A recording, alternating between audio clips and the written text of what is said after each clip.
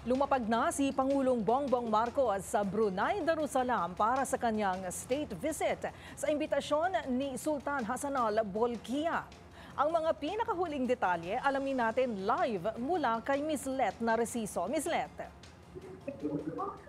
Pasado alas 10 kanina nang lumapag sa Bandar Seri Begawan International Airport ang flight o Philippine Airlines Flight PR001 na sinakyan ni Pangulong Ferdinand Marcos Jr. at kanyang delegasyon dito sa Brunei. Ngayong araw ang state visit ng Pangulo sa Brunei Darussalam sa imbitasyon ni Sultan Hassan Al Bolkiah.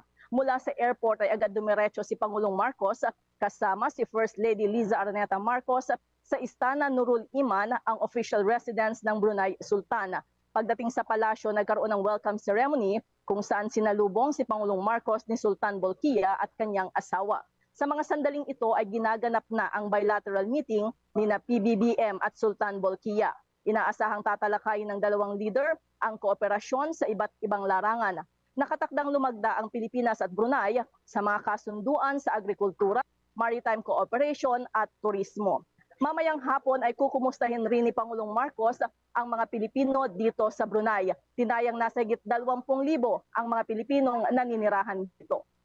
Mula sa Brunei Darussalam para sa MBC TV Network News, ito si Narciso. Sama-sama tayo, Pilipino. Maraming salamat, Miss Let Narciso.